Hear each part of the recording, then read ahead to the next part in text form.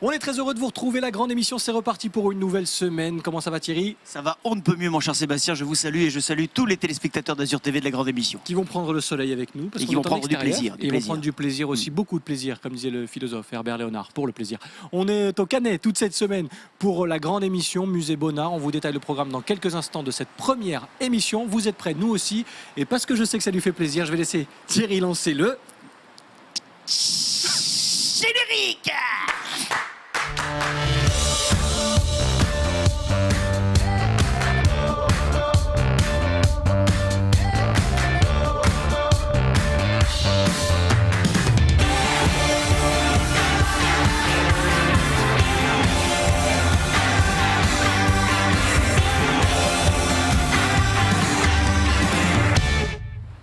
Nous sommes le lundi 23 octobre, vous regardez la grande émission. Merci d'être avec nous, la grande émission qui s'installe au soleil sur la terrasse du musée Bonnard, ici au Canet. On y est pour toute la semaine et on va vous faire profiter du soleil, du musée, du Canet. Bref, on va faire le tour encore une fois de la Côte d'Azur aussi avec vous toute cette semaine jusqu'à dimanche. Et celui qui m'accompagne dans cette lourde tâche, car oui, il faut être à la hauteur et ça n'est pas tous les jours facile.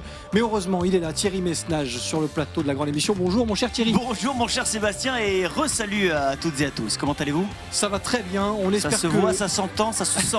N'est-ce pas? Oh. Il y a un espèce de... Voilà, on a une patate aujourd'hui. On espère la garder jusqu'à dimanche. On va essayer en tout cas de vous faire vivre donc ce musée Bonnard, la ville du Canet et bien évidemment la Côte d'Azur, parce qu'on ira voir aussi les voisins forcément dans la grande émission comme chaque jour. Et on vous donne le sommaire de ce premier numéro avec une invitée, Véronique Serrano. Ça ne s'invente pas. Elle est notre invitée pour ouvrir le bal ici au musée Bonnard, directrice et conservatrice de ce musée. On va faire le tour du propriétaire avec elle. Elle sera avec nous dans quelques secondes sur le plateau de la grande émission. Et elle sera bien accompagnée puisque comme chaque lundi, et là je vais me tourner vers Thierry, on parle tendance, beauté, bien-être, n'est-ce pas, cher Thierry? Tendance, beauté, bien-être et surtout bien-être aujourd'hui puisque notre camarade Michael, le roi de la tendance qu'on voit ici et qu'on salue en lui souhaitant la bienvenue, va nous parler de détox, histoire de se nettoyer de l'intérieur. Autrefois, il y avait la pompe à lavement. Maintenant, il y a les boissons détox. Vous allez voir, c'est tout aussi efficace et beaucoup plus sympathique. Beaucoup plus classe, effectivement. Merci Thierry. Thierry Messnage qui est allé dans la rue, car ça vous arrive d'aller voir un petit peu les gens de la rue. Oui, je ne suis pas cloîtré chez moi en permanence. Non, c'est vrai. Et entre chez moi et cette émission, il m'arrive d'aller voir les gens dans la rue parce que j'adore ça. Et justement, puisqu'on va parler de détox, j'ai demandé à celles et ceux que j'ai pu rencontrer dans les rues comment ils surveillaient leur alimentation. Est-ce qu'ils faisaient gaffe à ce qu'ils avaient dans leurs assiettes? On aura vos réponses d'ici quelques minutes. Merci mon cher Thierry, un programme chargé, vous en avez l'habitude. On va présenter maintenant notre caricaturiste forcément parce que lui aussi nous a accompagnés sur cette terrasse en plein soleil. J'espère qu'il ne va pas s'assécher. Rémi Molinari, comment ça va? Écoute, on se croirait en plein été. N'est-ce pas? Au musée Bonnard. Écoute, je n'ai pas encore un musée à mon nom, non. Mais le jour où j'en ai un, je te promets que le plateau sera installé sur une aussi belle terrasse. Mais tu nous feras payer, bien évidemment. Bien entendu. Bien évidemment, je te On connais. n'est pas prêt de faire une émission là-bas. J'espère. Voilà. J'espère en tout cas que tu es très en forme, Rémi. Très en forme pour faire un beau dessin pour Véronique, qui j'espère sera exposée au milieu des œuvres de Bonnard, voilà, dans ce magnifique musée. Il a essayé de se caser comme d'habitude. Merci Rémi Molinari, tu sais que tu interviens dans cette émission quand tu veux et encore un peu plus aujourd'hui, toi l'artiste parmi les artistes. Merci à toi, on te retrouve dans quelques instants, le temps d'accueillir Véronique Serrano sur notre plateau. Je vais lui demander de nous rejoindre, il y a quelques mètres à faire, attention. Voilà, la voici. Merci beaucoup Véronique d'être avec nous. Et merci surtout de nous accueillir parce qu'on est ici un petit peu chez vous. On va pas se mentir. Oui, bien sûr. Voilà. Et je ne vous ai pas invité parce que votre nom de famille était exceptionnel. c'est juste un détail. Il l'est, n'est-ce pas? Alors aucun lien de parenté, voilà, comme ça si on pose la question ce sera déjà fait. Non, je ne connais pas Véronique, mais on va apprendre à la découvrir ensemble, en tout cas aujourd'hui, ici au musée Bonnard. Directrice, conservatrice de ce musée Bonnard. Un mot pour les gens qui sont en train de découvrir les lieux et ce musée. Où sommes-nous tout simplement? Nous sommes donc au musée Bonnard au Canet. Le musée a été créé il y a très peu de temps, en fait, il y a seulement 6 ans. Et Bonnard, bien sûr, un peintre qui est très important au XXe siècle, n'avait pas de musée à son nom, alors que Matisse et Picasso en avaient plusieurs. C'est une injustice qui a été vivement réparée. Très vite rattrapé, le Canet Bonnard très vite indissociable aussi. Absolument, forcément. comme Cézanne et la Sainte Victoire et comme Monet et Giverny. Bon, alors bien sûr, on va en parler toute cette semaine, notamment aujourd'hui avec vous, qui allez nous faire, je le disais en sommaire, le tour du propriétaire. Cette bâtisse qu'on a derrière nous et qu'on découvre sur ces images de Sébastien Lyotard, C'était un hôtel particulier, c'était une villa. Expliquez-nous comment cette bâtisse, enfin l'histoire de cette bâtisse et comment elle est devenue musée aujourd'hui. Ça a d'abord été un hôtel, hein, parce qu'au Canet, il y a eu beaucoup de constructions de ce type, et c'est ça qui était important aussi pour nous, c'était de préserver l'histoire de l'architecture de cette époque sur la Côte d'Azur. Donc le Canet, justement, il y a pas mal de bâtiments de ce type qui ont été conservés, qui ont pu être conservés. Et il a été créé au début du XXe siècle, et on a choisi, quand il s'est agi de faire un musée, la ville du Canet, qui avait ce projet de faire un musée Bonnard, a préempté ce bâtiment, après qu'il eut une vocation justement plutôt privative, et pour en faire un musée ouvert à public. Thierry. Pierre Bonnard a vécu 25 ans, je crois, au Canet. Hein. C'est bien Oui, ça. On dit que c'est là où il a peint ses plus belles œuvres. Les œuvres de Bonnard, c'est au Canet, inspiré par cette lumière qui a inspiré tant d'artistes, la lumière de la Côte d'Azur. La lumière de la Côte d'Azur, la lumière de la Méditerranée ont beaucoup inspiré les artistes, et Bonnard bien évidemment, puisque c'est à cause de cette lumière qu'il découvre au début du XXe siècle, d'abord à Saint-Tropez, mais qui petit à petit, comme c'est un artiste qui est un véritable aventurier, il aime bien cheminer, trouver les lieux qui sont idéaux pour lui, et il va trouver au Canet et sur les hauteurs du Canet un endroit idéal, un promontoire sur la baie de Cannes et l'Estérel. Parce qu'il y a beaucoup d'artistes qui se sont inspirés de la lumière azurienne, mais qui n'ont pas autant forcément vécu que lui dans la région. Je crois qu'il a loué 3 maisons, il en a acheté une 4e. Les 25 dernières années de sa vie sont vraiment les années au Canet. Hein. Oui, exactement. Il aimait toujours partager sa vie entre le Canet et Paris et la Normandie. Je vous dis, c'est un artiste qui est très attaché à la lumière, donc que ce soit la lumière de la Méditerranée, celle du Canet, bien sûr, parce qu'il venait essentiellement l'hiver. Hein. Il faisait partie de ces hivernants qui venaient sur la Côte d'Azur, parce que la lumière, elle est un peu moins forte, un peu moins violente en hiver qu'en été. Et donc c'est aussi ce qui l'intéressait pour voir vraiment l'importance de l'impact de la lumière sur la couleur. Comment expliquer qu'un lieu qui lui soit consacré ait mis autant de temps à voir le jour ? C'est un peu compliqué parce que l'histoire personnelle de Bonnard, d'abord c'était un artiste qui aimait pas tellement se mettre en avant. Donc c'est aussi pour ça qu'il n'a pas fait de dons à des institutions comme ont pu le faire de leur vivant Matisse ou Picasso. Mais c'est aussi, oui, c'est la modestie même de l'artiste qui fait qu'on a pensé assez tard à faire ce musée. Mais c'est aussi parce que Bonnard, si vous voulez, était quelqu'un qui attachait peu d'importance à la notoriété, à sa légende. Il n'a pas construit sa légende. Et donc, bien évidemment, quand il s'est agi de retracer l'histoire, les édiles en place à cette époque, ouais. Dans les années 90, il s'agissait d'ailleurs de Madame Tabarot à l'époque, elle était adjointe à la culture, elle s'est dit c'est pas possible qu'une ville comme le Canet doit retrouver son identité culturelle, doit montrer qu'on a eu sur nos terres un artiste vraiment un des 5 plus grands artistes du XXe siècle. Et c'est pour ça aussi qu'il y a eu ce musée. Et il n'y en a pas eu avant parce qu'il y a eu une longue désaffection de l'œuvre de Bonnard suite à un procès à sa succession qui a occulté toute une partie de son œuvre. Alors on va bien sûr continuer. Je ne sais pas si j'ai été très claire pour mais vous. la partie Ça histoire bien en le tout cas est personnage très par rapport intéressante. au lieu. Oui. Bien sûr. Oui. Et on va continuer bien sûr à dérouler le fil de l'histoire, à parler forcément de Bonnard, on va parler de ce musée aussi, de votre rôle aussi Véronique à titre personnel, parce qu'on a envie de savoir un petit peu comment se passe votre quotidien. On en parle dans quelques instants dans la deuxième partie de cette émission. Juste pour nous le temps de découvrir le micro-trottoir de la semaine, il est consacré à l'alimentation car dans un instant, il y aura notre chronique tendance et bien-être avec Michael du blog Mister Riviera Blog. Et juste avant de le recevoir, Thierry Messnage, ici présent, est allé dans la rue. C'est très simple. Faites-vous attention à votre alimentation? C'est la question qu'il vous a posée. La réponse dans Titi in the City.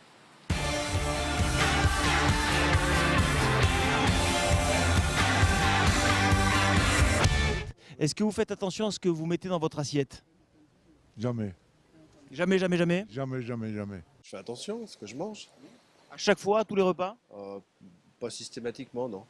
Par exemple, à midi, vous avez mangé quoi? À midi, qu'est-ce que j'ai mangé? Des pâtes. Ah, ça c'est bien, sucre lent.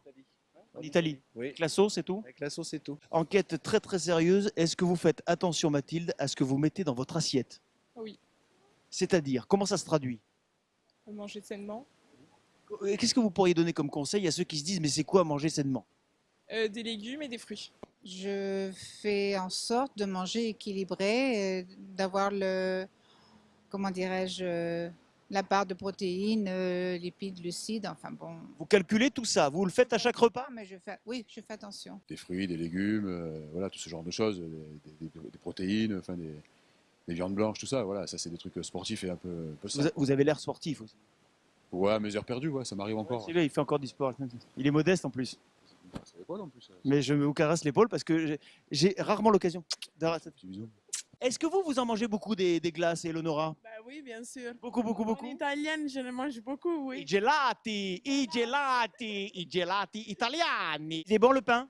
Pam. Le pain, pam, pam. Tu peux goûter? Je sais pas, juste un petit bout. C'est bon. Bah déjà, de base, je mange pas de viande. Donc, surtout des légumes, du quinoa, des sachets qu'on trouve dans les grandes surfaces. Est-ce qu'il vous arrive de manger un peu plus équilibré? Non. Non, elle ne mange jamais équilibré. Pas une personne que mange. La salade, non. Non. Les tomates, non. Que des choses grasses. Que des choses grasses, voilà. Toi, là. Votre plat préféré, c'est? Ah, c'est une bonne question. Une bonne paella. Ça ressemble à quoi quand Nelly fait un écart? Ah bah, c'est manger un petit peu trop de chocolat, des gâteaux en fin de repas, bien Mais sûr. c'est toujours un plaisir. C'est toujours un plaisir. Et vous connaissez une bonne idée resto pour manger sain? Ouais, ici, non, pas trop, hein, mais bon, après, Ah, parce que moi j'en connais, c'est pour ça. c'est vrai. On pourrait faire un petit tête-à-tête, quoi, un truc. Quoi. Bon, on va aller faire un tour sur le bord de mer et puis après. Allez, on fait un tour sur le bord de mer. Allez, et on vous souhaite une très très bonne journée. Salut. Et c'est qu'il aurait fait des rencontres en plus, Thierry Messnage, dans ce petit, Parce qu'on a dans ce coupé. petit tour en ville. On a coupé. On a coupé. On a fait un petit montage. Oui, Et le reste, plus tard. plus tard. Merci. Je ne vous pose pas la question, Véronique. Je sais que vous faites attention à votre alimentation, j'en suis sûr, Absolument. bien évidemment. Et celui qui nous a rejoint fait très attention à tout, mais surtout à l'alimentation. C'est Mickaël du blog Mister Riviera Blog. Pardon. Comment ça va, Mickaël? Ça va et vous? Ça va très bien. Vous avez mis la veste, vous avez raison, il fait un peu frais. J'avais pas prévu en fait qu'il N'est-ce pas? fasse si bon, mais oui. Ah oui. Mais elle est jolie, non? Il fait toujours Et beau elle au est très Canet. jolie. Très belle, Mais de toute c'est façon, vrai, au ouais. Canet, c'est ce que Ouais. j'allais dire. Au Canet, il fait toujours très beau. Vous savez ce qui vous irait bien, vous? Petite écharpe. Une petite écharpe? Petite écharpe, je crois, dans les tons de bleu comme ça, La- bleu ciel, bleu turquoise. semaine prochaine, La j'avoue, semaine ouais. prochaine avec l'écharpe. Allez, et le bonnet. bien sûr. La Mickaël, bien sûr. Dans quelques instants, alors vous nous avez apporté pendant le magnéto devant nous de petits gobelets. Vos analyses. On parle de quoi? De potions magiques? Pas tout à fait. Presque en fait. Je vous parle de jus détox pour pouvoir un petit peu nettoyer à l'intérieur et c'est assez sympa, vous allez voir. Je vous en dis pas trop, j'aime pas trop en dire avant. Je préfère mieux attendre et tout sortir d'un coup. C'est l'art du teasing, tout simplement. Voilà. Voilà. Il vous met l'eau à la bouche, et pas que l'eau, apparemment, puisqu'on goûtera, promis, dans un instant, Mickaël. N'hésitez pas, comme d'habitude, vous intervenez quand vous voulez. Ok. Vous êtes ici chez vous, en tout cas chez Véronique Serrano, directrice et conservatrice de ce musée Bonnard. Je le disais tout à l'heure, un mot sur votre rôle déjà à titre personnel. Conservatrice de musée, ça veut dire quoi, tout simplement? C'est ouf. C'est ouf, oui, c'est vaste. Conservatrice de musée, ça veut dire qu'il faut conserver déjà les œuvres qui nous sont confiées.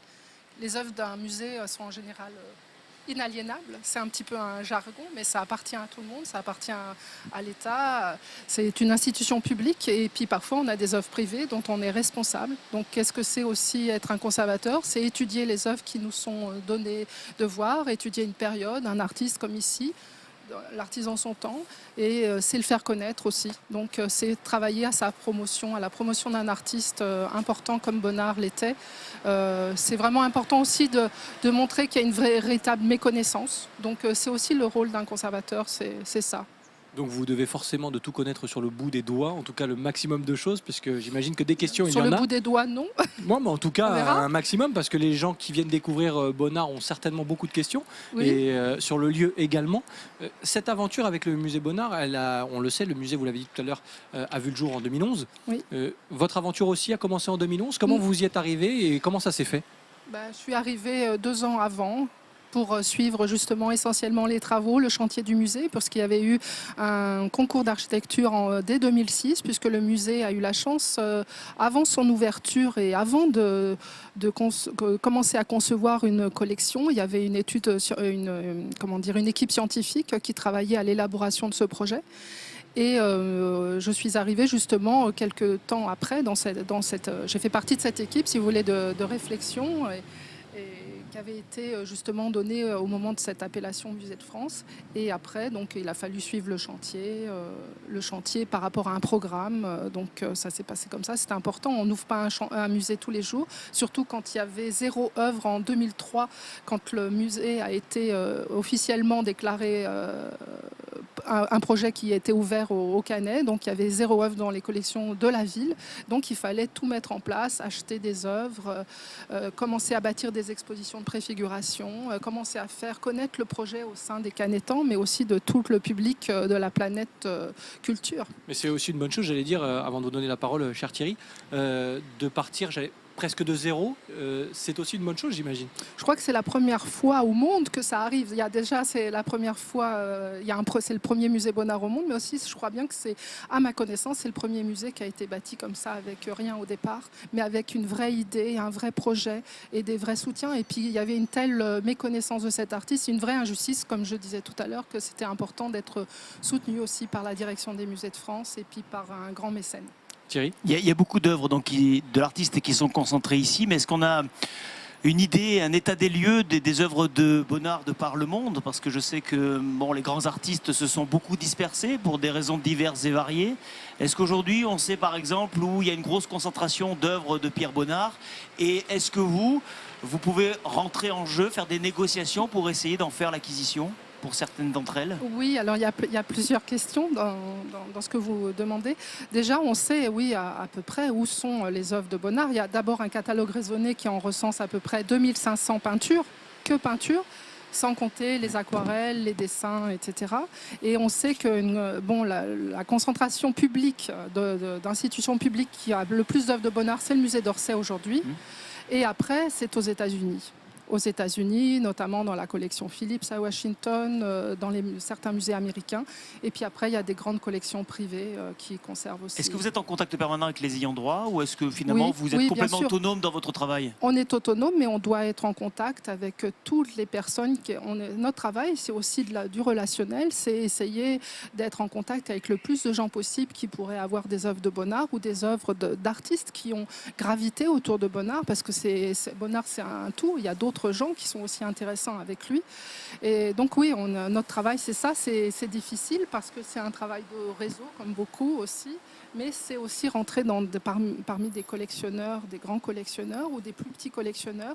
Notre travail, c'est aussi d'essayer de savoir tout ça. Quand on organise une exposition, on doit faire un véritable travail d'enquête pour remonter une piste d'un tableau qui a disparu il y a 20 ans, qu'on n'a pas revu depuis longtemps. Et voilà.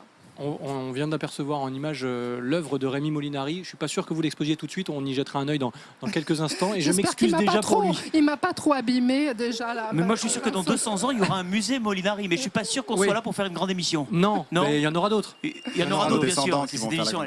Voilà, exactement. Quoique. On ne sait pas. Avec les progrès de la science et ce que nous propose Mika. Transition, il est exceptionnel. Thierry Messnage, merci, vous me l'offrez sur un plateau. C'est cadeau parce que oui. Mickaël est là. On va continuer à parler du musée Bonnard avec vous, Véronique, dans quelques instants. Et on fera un point d'ailleurs sur les prochaines dates, les prochaines échéances et les expositions parfois temporaires qui peuvent se dérouler ici. Mais juste avant, on fait une petite pause bien-être et tendance avec Mickaël, notre Mister Riviera Blog.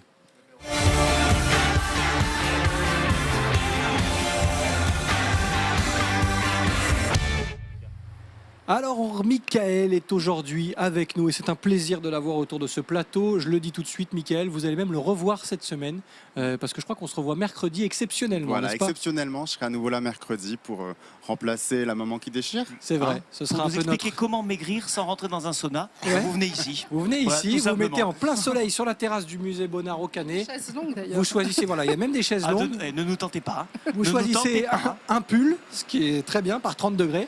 Et on est pas mal. Mickaël, avant de suer, ce qui est déjà le cas, on va se faire du bien, se nettoyer de l'intérieur, si j'ai bien compris ce que vous m'avez dit tout à l'heure. C'est ça. Donc en fait, ça s'appelle Cold Pressed. Ça vient de Scandinavie. C'est 2 jeunes Scandinaves qui sont installés à Nice il y a un peu plus d'1 an maintenant et qui ont décidé de créer ceci. En fait, c'est une sorte de cure bien-être détoxifiante à base de fruits et légumes pressés crus et froids. D'accord. Donc voilà, donc c'est après une alliance de certains certains légumes et fruits ensemble pour que ça fasse tel ou tel bienfait dans le corps.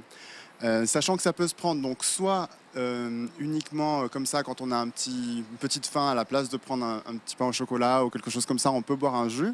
C'est sous la forme de petites bouteilles de 250 millilitres chacune. Ouais, on les a vus à l'image d'ailleurs. Voilà. Ou alors l'utiliser vraiment en cure de 1 à 7 jours, où là il y a vraiment un programme. Voilà, ça commence à 12 bouteilles par jour. On ne prend que ça avec Combien 12. 12 bouteilles 250 centilitres. Oui, d'accord. Donc ça fait 2 litres et demi. D'accord. Ouais. Oui, il faut boire quand même, parce que personne... 3 litres, pardon. Il y a 3 litres. beaucoup de gens qui ne boivent pas 2,5 litres même d'eau par jour. Voilà, mais là, c'est quand on prend que ça. Enfin, pour avoir testé la cure sur une journée, voilà, c'est vrai Teste que. tout, celui-ci, Ah, non, mais ça... obligé, bien sûr, pour Ouais, pouvoir en non, parler, bien je suis sûr. obligé de le tester. Donc vraiment, on est obligé quand même de voir, parce que 3 litres, si on boit que qu'on prend que du liquide dans une journée, ça fait quand même. Voilà, il faut remplir, on va dire. Certes. Donc on prendra ça uniquement avec du thé ou de l'eau. C'est-à-dire qu'on abandonne le café, la cigarette, toutes choses qui peuvent être néfastes. Et vraiment, c'est pour détoxifier l'intérieur. Donc je vais vous laisser peut-être en goûter. Donc il y en a 5 différents. Est-ce qu'on teste? Parce que Thierry en a devant lui, notre invité Véronique Voilà, Serrano tout à en a fait. aussi. Alors, Est-ce qu'on peut tous les tester ou Oui, comment bien ça se sûr. passe? Alors je vous suggère déjà le premier, le orange, la couleur orange. Le Donc, orange, donc voilà. Très Essayez bien. de deviner, tenez, essayez de deviner ce Celui qu'il y a avec les dedans. grumeaux. Ouais, oui, non, c'est vrai par qu'il y a contre, des trucs dedans. C'est celui avec les Je vous ai mis des morceaux. petites cuillères pour mélanger justement. Donc goûtez, essayez de deviner ce qu'il y Déjà, a les suis dedans. couleurs nul à sont ça, très moi. jolies, hein. Les couleurs sont Véronique, jolies. peut-être que vous êtes plus douée que nous pour savoir ce qu'il y a dans ce petit Je gobelet. sais pas. Mais... Il y a de la carotte déjà dans le premier. Oui, ça, Il y a de c'est la sûr. carotte, ça, c'est très bon. Il n'y a pas que de Et- la carotte. Il y a du citron. hein. Souriez, Sébastien. Non, mais non. Il y a vous peut-être savez un que peu moi, de dès citron, qu'on me non sort du cadre, c'est un peu... Voilà, Carotte, mais- c'est sûr. Peut-être un peu de citron, non Un agrume. Carotte, citron, Ouais. pomme, ananas et chou blanc. Chou blanc, voilà, c'est ça. Voilà, bien. c'est ça. Chou blanc, on va le- passer une bonne soirée. Je vous invite à la maison, Mika, ce soir. J'apporte le dessert. Merci. On n'arrivera pas jusqu'au dessert. C'est sûr. Alors, D'accord. je ne sais pas si on aura le temps de tous les goûter, mais Bon, on on peut va faire déjà. vite, on va faire le vite. verre, Mais parce oui, que le oui. verre, on n'a pas Le l'habitude de- vert, voilà, le Ouais. vert. Le il vert est- foncé, le vert... C'est Non, le ça c'est plus jaune. intéressant, D'accord. celui-là, le plus original, on va dire, à goûter, mais celui qui fait le mieux le plus de bien dans le corps. Le verre, il y a quoi Il y a des épinards. Il y a de Il y a l'avocat. des Il y a de épinards, l'avocat. et Il y là- a de l'avocat. Et là, Il y a de là c'est l'avocat. l'enfant Non, il y a qui pas voulait pas en d'avocat, manger à la par contre. cantine qui vous Il parle. n'y a pas de chou, il y a bien des épinards, Il y a des concombres. il y a des concombres, Ouais. absolument. Il y a des C'est mon concombres. préféré celui-là. C'est votre préféré celui-là? Alors le verre, Non, c'est après quoi je pêche un peu concombre Alors, épinard, mais... Concombre épinard, laitue, pomme, ananas, citron. Ah bon, c'est D'accord. plutôt rare de prendre des épinards et de la laitue en jus. Hein, je pense que c'est la première fois Mais que. c'est pas mauvais. Non, c'est vrai pas que mauvais, ça se vraiment, laisse c'est pas boire, mauvais en fait. du tout, hein, bien Voilà. sûr. Ça se boit très frais. Ça se boit très très frais. Donc là, ça l'est un petit peu Non, moins. mais je ça pense va, que ça c'est quand va, même très c'est chaud. encore pas mal. Mais oui, ça se boit normalement très très frais. Le jaune. Est-ce qu'on peut en goûter un troisième? Et je dis pas ça parce Ouais, qu'il fait bien 50 sûr. degrés et qu'on est très content de boire un petit coup aussi, hein, n'est-ce pas Véronique? Allez-y, le jaune alors. Le jaune. Alors le jaune. C'est les analyses d'urine de Rémi. Ça donne pas envie de Ah boire. mais non Thierry, vous savez qu'on nous regarde, les gens nous regardent. Ah oui, j'avais oublié. Parfois j'oublie. Non, pardon. Excuse-moi Rémi. Excusez-moi tous. Si vous êtes à table, pardonnez-moi. Il est plus discret. Donc le jaune On dirait qu'il y a clair. du gingembre, non? Il y a, Non, pas du tout. il y a du Si. gingembre. Ah, absolument. gingembre. Eh, À gingembre, ton je m'y connais, je vous le À dis. ton âge, à ton âge. À Quel mon âge dommage. déjà, À ton effectivement. âge, quel dommage. Ouais, le gingembre. ouais. Ananas. Il y a de l'ananas, ouais. Gingembre, ananas, Concombre. concombre. Ah voilà. Vous êtes devenu. Ah, mais parfait. c'est un Chou métier. blanc et menthe. Mais pas du tout, pas du tout. Il est découvert en même temps que vous. Bon, vous savez que j'ai Le petit certains dernier, sens le très violet développés. peut-être. Le dernier, violet. lequel vous me Le dites? violet. Le violet, bien donc sûr, celui-ci. La betterave, ça. Oui, là il y a de la Ne betterave. regardez pas sur mes notes, s'il vous plaît. Betterave. Non, mais ça Ah, se ouais, très soutenu en plus, Oui, betterave. très oui, il y a soutenu, la beaucoup de- betterave. C'est l'aliment Ouais. principal. ouais. Ouais, betterave, Betterave, et puis carotte, pomme, citron. un peu de citron aussi. Oui, C'est ça? exactement ça. Voilà. Waouh. Ah bah écoutez, oh. Eh, C'est un métier. franchement, bravo. Donc ça, c'est les 4 jus qui composent vraiment la cure. Après, le dernier, le rouge, enfin le rose, lui, c'est vraiment, il n'est pas forcément inclus dans la cure. Voilà, c'est à base de pamplemousse et citron, donc c'est juste des agrumes. Melon. Et c'est voilà pour se désaltérer simplement, en plus.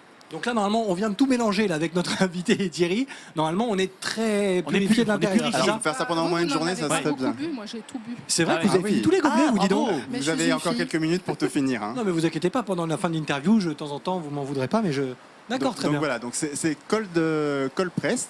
Ouais. C'est difficile à dire, mais bon, on vous Mais c'est l'écrira, votre côté C'est scandinave. facile à boire, c'est facile à boire, vous inquiétez Alors, pas. Votre côté scandinave. Juste pour information, sur le site, Vous bénéficiez de 20% de réduction jusqu'au 10 novembre avec le mot de passe Mister Riviera. Donc Ah là profitez-en, là. c'est le moment de tester, c'est la bonne occasion. Donc voilà, à partir d'aujourd'hui jusqu'au 10 novembre, moins 20% sur toutes les cures achetées. Et On il y en va a sur qui le sont site meilleurs et- pour d'autres. Enfin, en fonction de ce qu'on a ou ce qu'on veut Alors, viser plus particulièrement, ou c'est. C'est Ouais, pas le pour chou, soigner, c'est si hein, vous dormez tout seul, par exemple. C'est pas pour soigner, c'est vraiment pour détoxifier l'intérieur, pour nettoyer. Oui, c'est ça. Après, oui. voilà, quelques Donc jours ça, de c'est en fête. fonction des goûts, on peut prendre n'importe lequel, ça a Voilà, les mêmes c'est vertus. ça. Et quand on D'accord. les achète, donc ils sont livrés à la maison, hein, c'est à partir de 45 € la cure, donc avec 10 bouteilles. Et elles peuvent durer 1 mois dans le frigo, jusqu'à 1 mois, si on les prend pas de D'accord. suite. Donc on peut en commander plusieurs d'un coup et voilà. Et ça fera l'affaire. Et ça fera l'affaire. Donc N'est-ce pas, pensez mon que vous cher allez les Mickaël commander avec la réduction de 20%. Je pense que je vais commander, surtout avec cette température, si ça se boit très frais, ça me va très Ouais. bien. Non mais par contre c'est très agréable et c'est très bon. Non, c'est bon, c'est bon. En fait, Et, ça surprend par rapport aux légumes, ouais, aux ouais, jus de ouais. légumes, Ouais. mais en fait, c'est vraiment très bon. Et Il y a certainement Et des bon, c'est légumes habituel. dans ces j'allais dire, ces cocktails, bah oui, dans ces mélanges. Il y a certainement des légumes pardon, que vous ne mangerez pas dans une assiette, mais que vous aurez ça. plaisir à déguster. Et en plus, comme c'est pressé ici. à froid et cru, du coup, ça garde vraiment tous les bienfaits du fruit et du légume. sûr. Donc voilà, c'est le plus Et important. je ne savais pas que le chou faisait effet si vite, moi. C'est ça donc. Très bien. Merci Thierry. En tout cas, merci Mickaël. Et on n'oublie Merci pas, à vous. vous allez sur le site et avec le code Voilà. Mister Riviera Blog. Moins 20% jusqu'au 10 novembre. De toute façon, je vous remets le lien sur mon blog, mister-riviera.com. Donc, qui s'affiche voilà.